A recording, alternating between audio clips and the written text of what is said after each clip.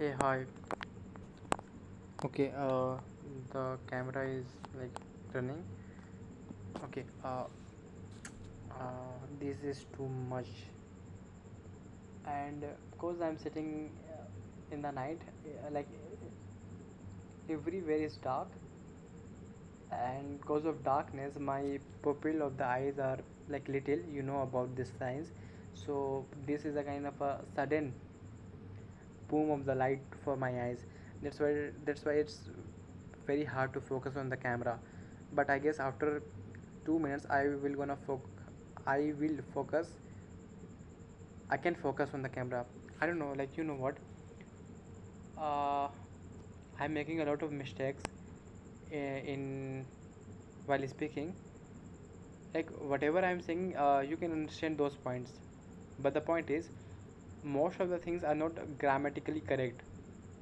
And I have met a lot of guys who says that your way of speaking is good, which is actually good. And they also say that your sentences are grammatically correct. But while talking to ChatGPT and Grok, I told them that whatever I am saying, you have to correct me if I am wrong in a sentence wise or in a grammatical way. They they figured out that I am making too many mistakes, and I am doing this for almost 6 months. So I am used to it, but I know I get the point that I got the point that why I'm not making progress in English language. So this kind of a thing. Now my pupils are wide so that I can focus on the camera. I can't see camera actually, but I can see the flashlight, and I don't even know that you can see me as a half person or a full person, cause I don't know where to point my camera at. But yeah, and you know the best part of this thing is like I'm not doing this thing in front of mirror. I'm just sitting in a chair and doing this, and I'm so relaxed. I don't have to bother about a lot of things. My mind is not puzzling a lot, so I can focus on one thing, which is speaking English in front of camera to build my confidence and other things, blah blah. And you know what? Okay, you might be wonder what I'm doing here at this time. Like right now, the time is around 1:30 a.m. at the midnight. So at the midnight, I usually study at this time, and uh, I'm reading a book. It's written by E.M. Combridge, I guess. Uh, like it's published by Yale Publication, and if you don't know what Yale Publication is, Yale Publication is kind of a DK publication who publishes book for children's. Cause I am not a like cause English is not my native language. That's why I have to read those books. But yeah, like even though you are very good at English, but if you don't have any knowledge about other areas and other particular sciences and subjects, you can start with those Yale publication books. So that's the thing I did and I'm doing. I have just two chapters to finish. In most of the Yale publication books, or in every Yale publication books, they have only 40 chapters. I have finished a little history of language, and now I am about to finish a little history of the world, which is not true actually. And this is the thing that I have to talk about. A little history of the world seems good. At the starting point, they talk about hunter gatherers and how the universe came to be in a very short way, because they have to teach the children. Then they talk about Egyptian civilization, Sumerian civilization, Babylonian civilization, and Chinese civilizations, and Indus Valley civilization, which seems very good. That okay, they are talking about the world civilizations, and they will gonna talk about everything about the world. But after talking about the early civilizations, they came into the Middle Ages when the Rome starts.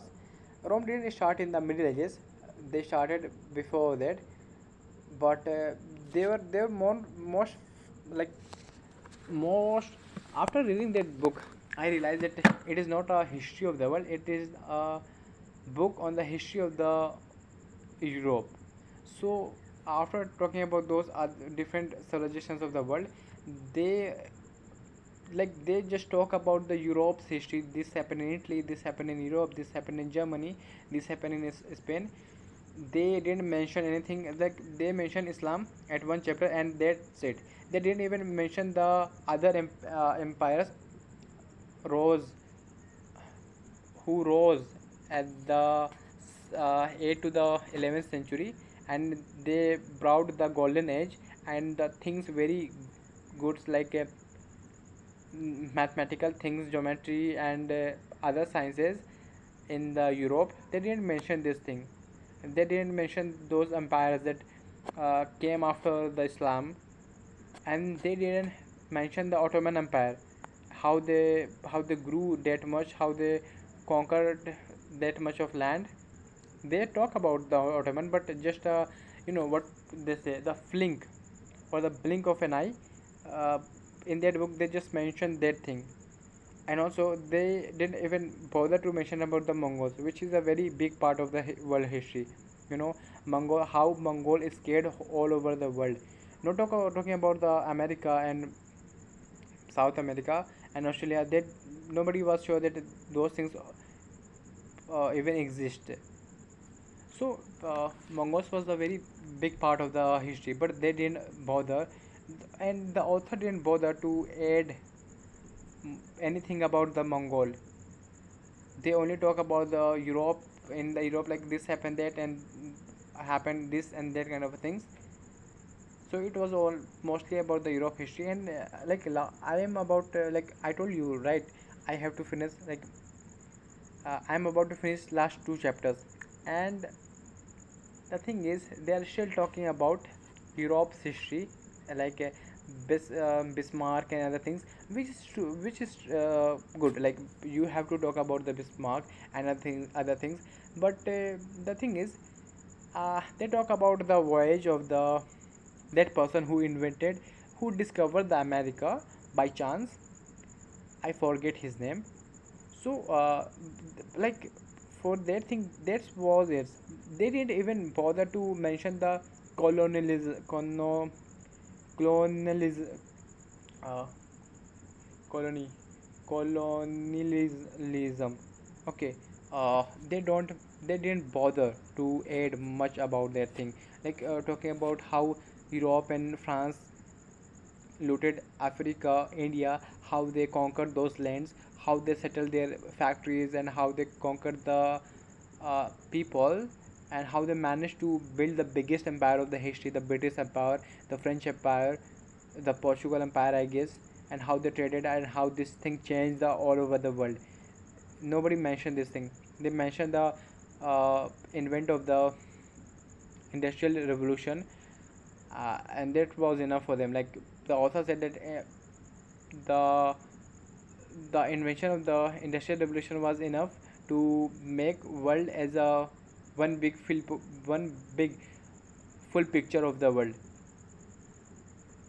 and that's a kind of a bad thing.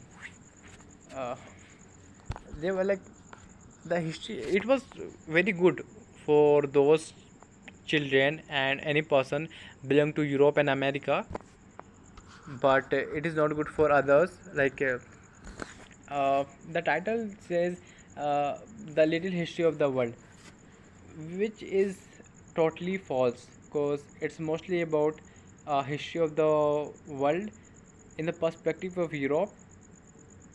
Sorry, I'm making mistake.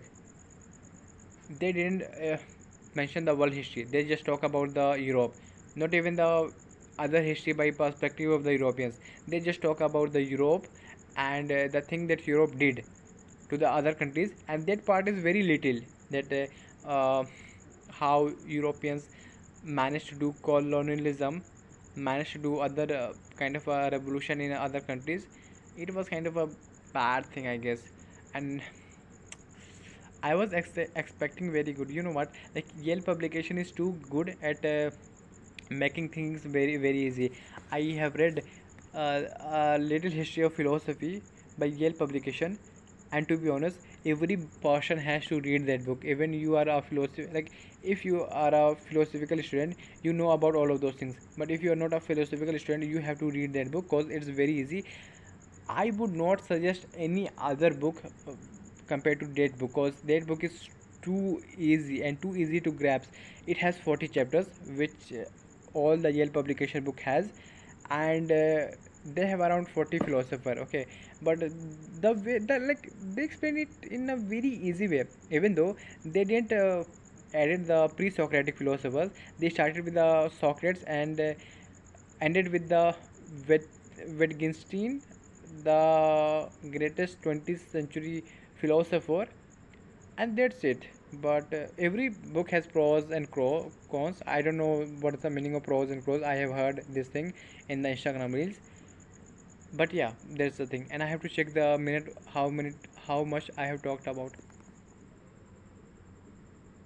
Okay, I have passed 10 minutes, so I guess that's enough for me, and I have talked a lot. I guess so. That's why I have to end this video.